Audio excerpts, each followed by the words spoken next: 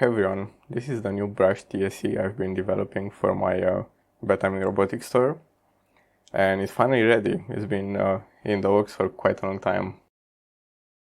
Now to show you a few things about it, it's fully enclosed with an aluminum heatsink at the top and a plastic case at the bottom, so it's protected from debris and other things that might be causing shorts. It's pretty lightweight, so if I recall correctly, around 73 grams. Let's check it out.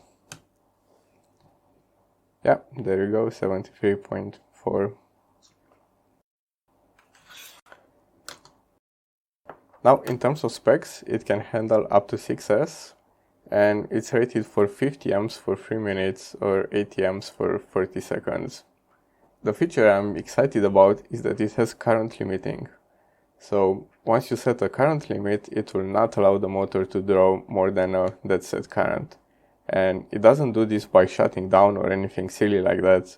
It keeps on working, it just basically modulates the voltage to the motor.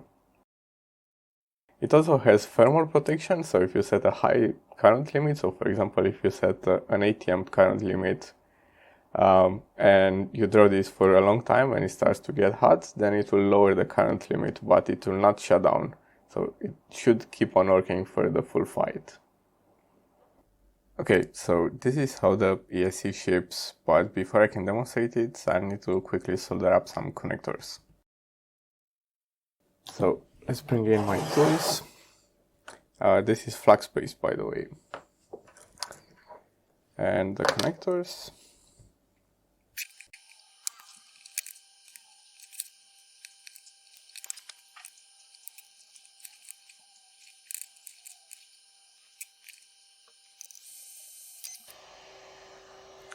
So I probably should have made the heat shrink a bit longer, but well, I guess it's too late now.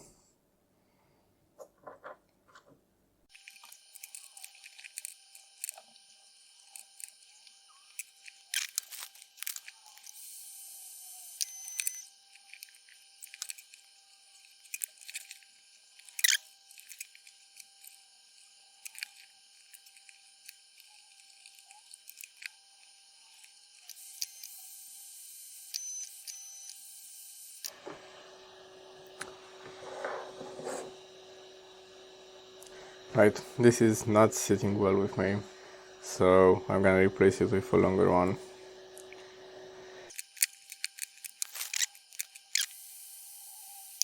Okay, so we have an ESC with all the required connectors.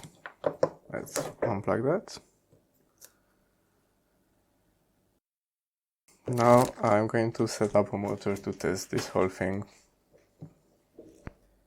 So now that I have the connector soldered to the speed controller, I can finally show you the whole thing in action. I have my radio here. Then this is a drill gear motor. It's pretty commonly used for driving featherweights. And a 6S LiPo here. The motor is actually only rated for about 14 volts if I recall correctly, but it should be okay just for a few seconds to show you how it works. Okay, so we have a new ESC here, and the first thing we'll need to do is to do signal calibration. For signal calibration, what we want to do is to have the channel that our speed controller is plugged into at the top, at the maximum level. So in this case, I have it connected to channel 2. I'm not sure if you can read it on the screen here, but at the top limit of the stick, this would be 100%. Well, now it's 100. And at the bottom, it's minus 100. So the first step is to set it to the maximum value. Connect the battery, which is kind of tricky to do with just my left hand, but there we go. So that's connected. So now the ESC has initialized and it has detected our RC signal. Then we can lower the stick to the minimum level. So now it has detected that. And if we release the stick to a neutral position, it's calibrated and arm. So I'm gonna hold on to it because it's going to spin pretty fast. So if we move the stick up, it moves in one direction. If we move it down, it moves in the opposite direction. And you're going to see that it is quite fast.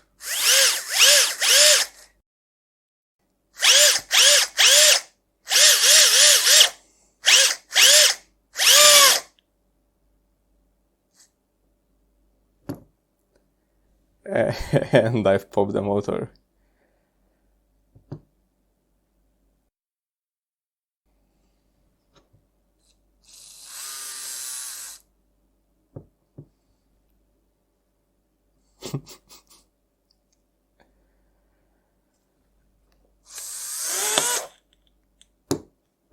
Yep, definitely dead.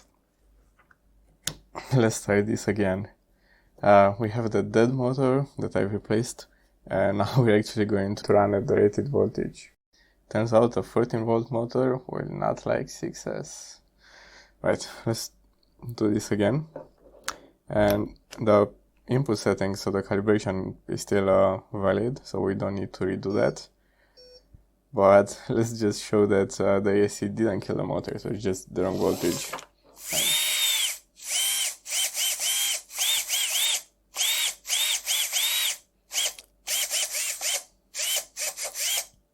So as you can see, it's quite responsive. And the thing to notice is that when we are going at a high speed and then I move the stick towards the middle, so the neutral position, then the motor actively brakes. So let's watch that more slowly. So full speed and let's lower it a bit. You see that? It immediately slowed down. It's time to move on to bigger things. And what I have here on the right, it's an EV Warrior motor, which is quite a big brushed motor, rated for 24 volts and it has 200 amp stall current. This is belt driving a brushless motor on the left, and at the moment the brushless motor isn't connected to anything. So the entire loading in this mechanical system is just from friction in the belt, in the bearings, and then just the inertia of the motors. So first I'm going to demonstrate how responsive the speed controller is in these circumstances. And I'm going to hook up the EV Warrior to the brushed ESC, which is here. Let me bring it into frame. So with the same receiver, I have my radio here, but it doesn't quite fit in the frame. And we're going to use the 6S LiPo again.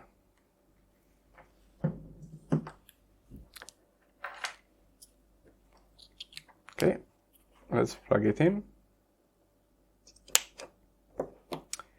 So the system is on, and I've just noticed a bit late that I left a debugging feature into the code, so the ESC takes a few seconds to start up at the moment. The production models are not going to do that, they're just going to boot up instantly. Just need to remove one line of code. Okay, so the system is on, the motor is working, this is just very low speed. Now let's be a bit more aggressive, so I'm not touching anything to brake, I'm just letting the motors run. This is going to get quite loud.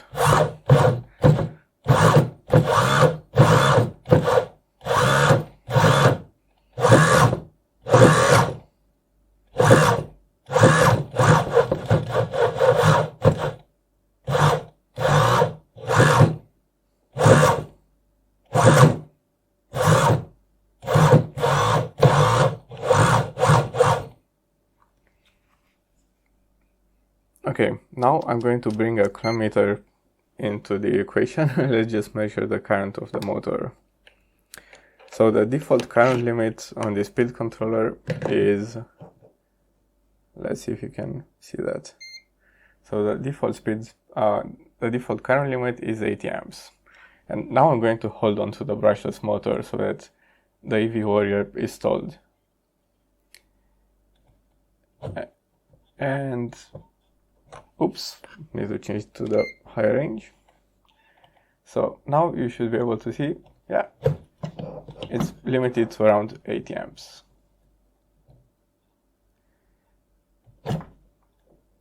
Now the EV Warrior motor is not going to survive for very long at the stall current. Now it's actually getting a bit warm. So let's just try it one more time.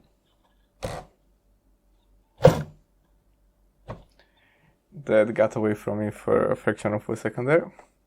Right, so the current limiting works. So it was around 80 amps. And just to show that it is not the stall current of the motor, but the limit imposed by the ESC, let's just change it.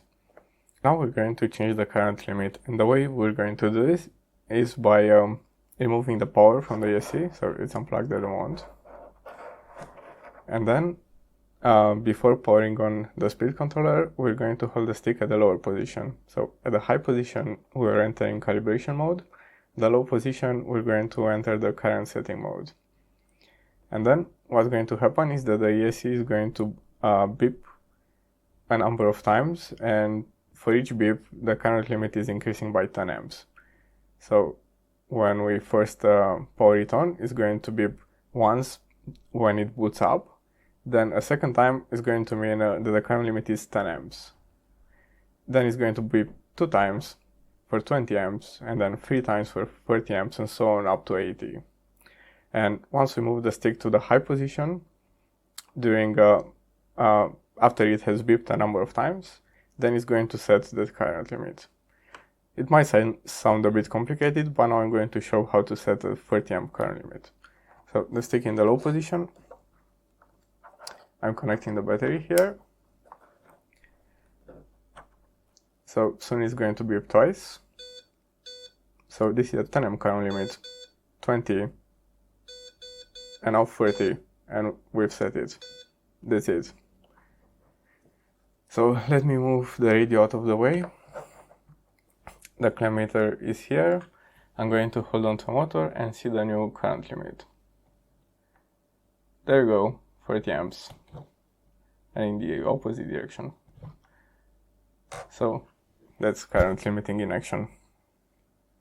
Remember that previously it was 80 amps. Okay, we're just about done now. This has been my introduction to the 50 amp bed timing robotics speed controller. Hope you've liked it, and if you're interested in buying the speed controller, it should be available in my online store pretty soon. Going to insert the link somewhere in here so you can easily click it. Thanks for watching. Bye.